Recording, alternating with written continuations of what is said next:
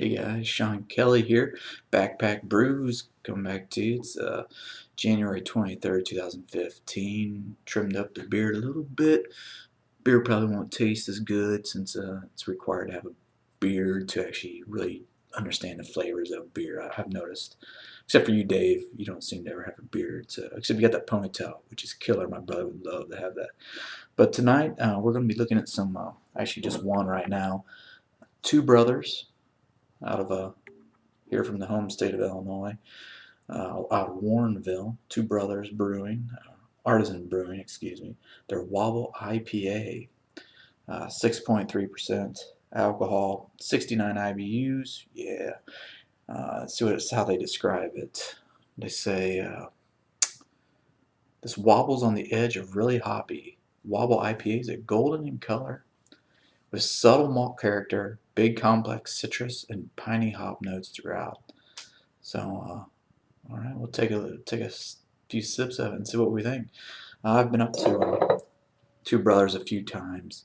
It's a pretty decent little brew pub that they have there. Kind of hard to find if you're not familiar with where you're going because your GPS may not pick it up right.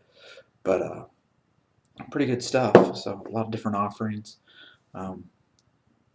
I can't really tell, but it's a pretty light orange in person. No, definitely not as. It doesn't seem as dark as some of the Sculpin Ballast Point offerings we tried last week. Pretty decent effervescence on it for sure. Pretty light foamy head on it. Pretty good sized nose. Definitely picking up some citrus flavors with it. Let's take a sip.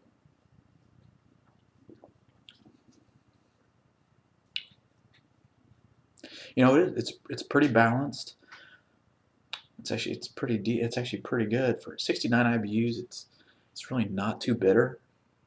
I mean, it's got a good nose, and you're kind of expecting a little bit more maybe bitterness, a little more hop bitterness on the back end. But to me, the bitterness is really on the front end, and it really hits my tongue kind of on the sides and in the middle. Not so much on the tip, and not so much on the back end where some of those really strong high IBU beers really kind of nail you all throughout. This really just hits it up front a little bit. Now that it's kind of sat, I am kind of getting a little bit back of the throat bitterness. Still pretty well balanced. The nose is decent. Has a good effervescence to it, so a little bit tingling on the tongue, which I always like. Definitely would be a refreshing beer for when it's hot out. Right now it's about 25 degrees and it's January, but that won't stop me from drinking IPAs. So, right, not much else to say about it. It's a pretty strong basic IPA. The Two Brothers got a pretty decent footprint now in Illinois in terms of distribution. Like I said, they're up in Warrenville, which is kind of a far west suburb of Chicago. They've been there for a while. I think over a decade, maybe about 2000. I'm not sure what their exact startup date was, but like I said, it's a pretty nice little brewery. They actually do have homebrew supplies there. When I stopped by the brewery, that was about 2 years ago, so things may have changed. Food was decent, so. But yeah, all in all, a pretty decent IPA. So the other night, I didn't record these, but I did have a chance to have the Burton Baton from Dogfish, which is their oak aged India Pale Ale. Excuse me, Imperial India Pale Ale. So this was actually pretty damn good. 10% alcohol. It was just, it was.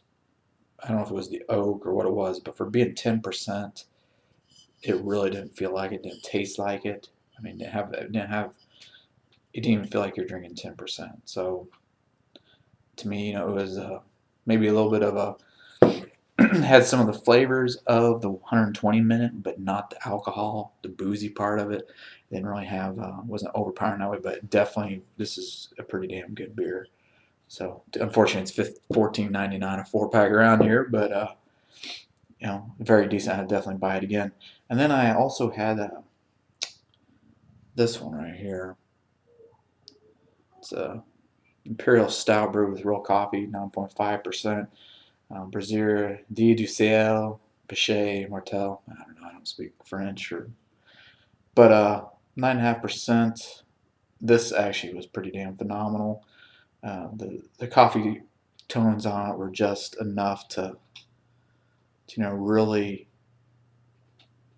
still a little bit in there, just to really bring it out of the Imperial Stout, and just added just enough, a little bit of the coffee bitterness that matched well, I think, with a slight chocolate taste that you really didn't notice is 9.5% alcohol. Kind of similar to the Dogfish offering. Obviously totally different flavors and classes of beer, but 9.5, 10% that you didn't even notice really was 10%, which is obviously dangerous if you're not careful. But well, I'm gonna go ahead and finish off this beer, and we'll talk to you guys later.